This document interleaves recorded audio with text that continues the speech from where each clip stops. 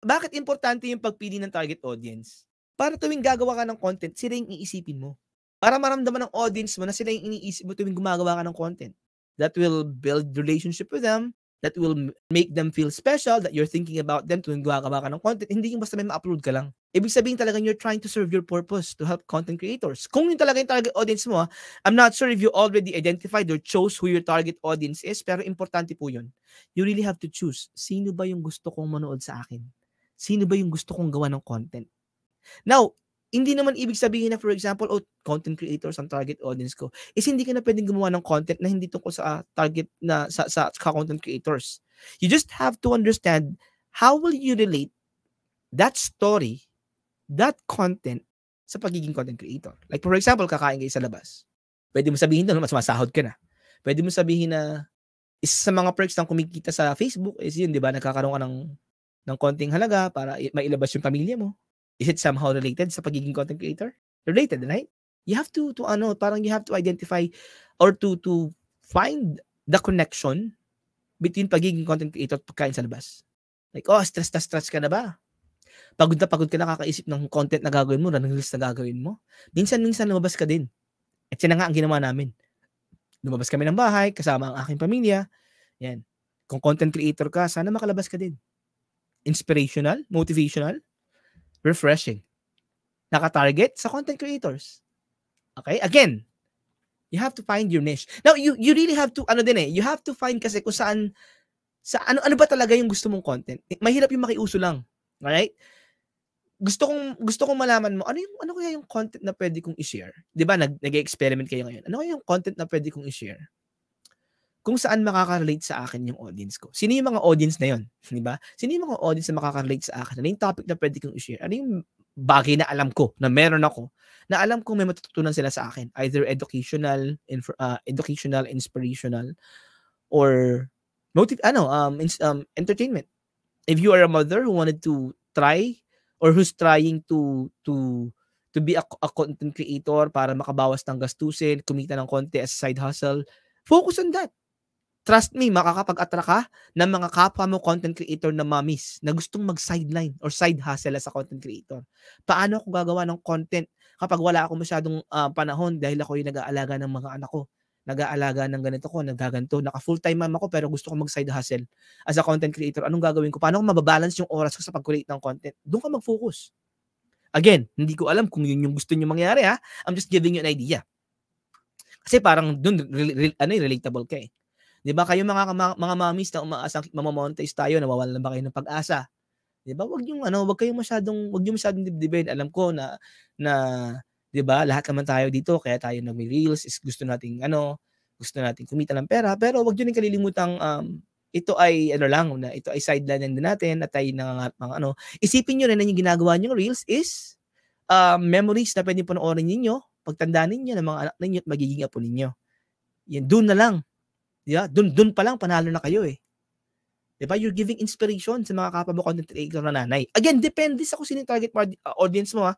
I don't know who your target audience is. Pero binibigyan lang kita ng idea. So ngayon, paano mo magagawa kasi yun? Hindi mo magagawa yung mga sinasabi ko if you haven't decided yet sino yung target audience ko. So kailangan mo na mag-identify. Yung sinasabi ko ng niche down. Pag sinabing niche down, hindi palaging topic. Sometimes, it also includes demographics. Taga saan? Anong edad? Gender? Interest, di ba? Interest. Yan, mga kapwa mo nanay yung target audience ko. Ang target audience ko are mga kapwa ko nanay na gusto maging creator kasi gusto nilang kumita ng side hustle sa Facebook. Pwede yun. And at least specific ka. Di ba? Targeted yung audience mo. Pag gagawa ko ng content, kailangan nakatarget sa mga content creator na nanay. So, lagi mo ma-relate laging experience mo.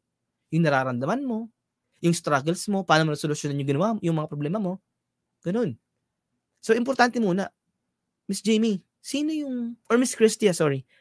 Sino yung target audience mo? Sino yung gusto mong mga taong manood ng video mo? Sino yung palagay mong makaka-relate sa'yo? Okay? So, you have to identify. Without you identifying kung sino yung target audience mo, mahihirapan kang makapag-focus or makapag-isip talaga ng ng content na gusto mong gawin. Like si Miss Elocanang OFW, naintindihan yan, ito sabi niya. Parang nasagot na yung matagal ko ng nakatanungan, sir. Yan, yung goal, di ba? Ako, Elocanang OFW, hindi ko alam kung ano yung gusto talaga niya. Kasi wala ka pang goal. Actually, ito yung first episode ng Pinoy Creator Podcast. Ano ba yung goal mo? You have to ano kasi, parang you have to think din kasi kung sino ba, di ba? Meron kang gustong i-share. Now, yung gusto mong i-share na yan, merong makikinabang yan. For sure. Kasi kaya ka gusto mong i-share kasi alam mo, merong makikinabang eh. Sinong makikinabang? And then, paliitin mo yung market. Pag sa makikinabang, mga OFW, okay. Sinong OFW? Yung bang mga OFW na magulang? Mga single? Mga OFW may anak na? Diba? Ay, magulang din pala yan. Mga OFW sa Qatar? Middle East? So again, paliitin mo muna yung market mo. Alam ko, sabi, Coco, di ko dealing followers ko. Yes. Pero at least, you can focus doon sa content na ginagawa mo na sila lang iniisip mo. And then, as you grow, as your channel, your page grow, as pagdami ng follower mo, you niche up. Oh, di ba? Yung mga content natin is nakafocus sa mga kababaihan lang, ganyan. Ngayon, gagawa rin tayo ng isama na rin natin yung pamilya ninyo. Gawa rin tayo ng content na makakarelate yung family ninyo. So, gagawa ako ng content na, ano ba yung ginagawa namin dito ng mga OFW, para sa mga anak natin. Para pwede nyo i-share sa mga anak natin kasi maiintindihan nila yan. Diba? Yung sa mga anak ninyo, share nyo. Para maintindihan nila yung hirap na naranasan natin dito. So, yung mga audience nyo na OFW, nakaka-relate sa inyo, na-feel kayo, na-feel na na-appreciate nila kayo because gumagawa kayo ng content para sa kanila. At the same time, ngayon, gagawa ka na ng content na naka-address doon sa mga anak nila. That's a content na pwede nilang i-share. Na parang sila yung sasalita. Alam ko mahirap. Yan, mahirap talaga to be honest sa una. Hindi mo pa naiisip to eh. Hindi mo pa alam kung ba't ka ba nag-creator? Gusto kong gumawa ng content, gusto kong kumita sa social media, and that's okay. But you have to think deeply talaga. Ano yung gusto kong ikwento? Diba? Sino yung gusto kong ikwento? Sa ikukwento ko sino yung makikinabang. And then pag na-identify mo na kung sino yung makikinabang, you always think of them tuwing gagawa ka ng content. Then magkakaroon kayo ng deep connection ng audience mo. And then tatanungin mo na sila, meron pa ba kayong mga topic na gusto nyo gawin natin? Meron ba kayong mga content na gusto nyo i-suggest? And then you start niching up. Ibig sabihin, mas lumalawak na yung content mo, yung mga topic na dinidiscuss mo because they are suggesting it. Nakikita mo na kailangan nyo to, magiging beneficial sa inyo to.